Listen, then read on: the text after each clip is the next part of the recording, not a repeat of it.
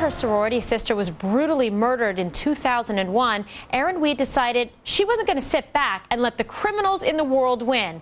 And as a tribute to her friend, Erin started Girls Fight Back, a program to empower young women and teach them how to defend themselves against potential attackers. Erin's always one of my favorite guests. Thank you for being here with me tonight. Tell me more about your friend Shannon. Shannon was just one of those people where the minute you met her, you felt like you were her best friend. And so for me, when I found out that she was murdered, I knew my life was forever changed.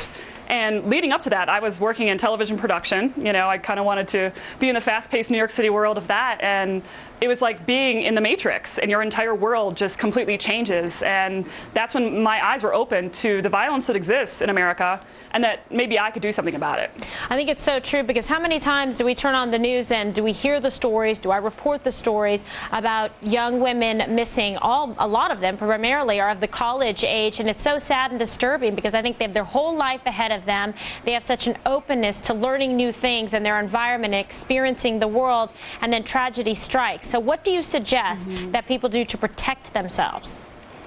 Well, the first thing that I don't suggest is living your life in paranoia. And I speak to over 100,000 women a year all over the United States. And the one thing that I am really learning is that so many women are walking around the world in this constant state of anxiety. So I propose that we walk around in the world in a constant state of being proactive and doing something instead of just feeling like you're constantly hunted. So I really have 3 tips. Things you can do to stay more safe, starting today. And the first tip is to trust your intuition. And it's kind of funny because human beings are the only creatures in the whole wide world that don't trust their intuition 100% all the time.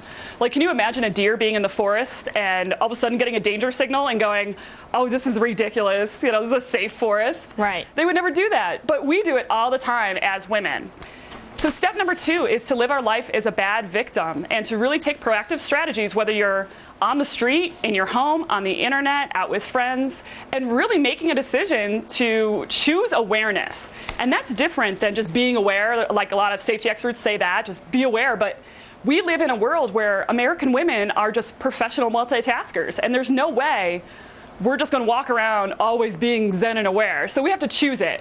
When we're walking out of the grocery store and we're just plowing forward with our cart, we got to stop, and we got to be like, breathe.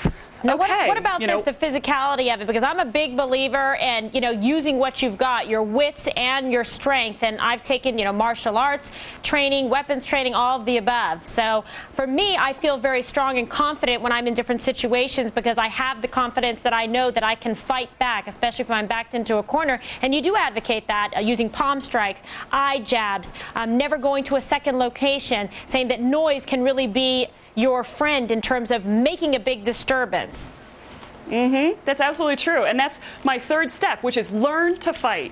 As American women, we just rely way too much on our daddy, our boyfriend, our brother, 911 to save us. We need to be our own best protectors. And the great news is that just today, Girls Fight Back launched a brand new website, girlsfightback.org.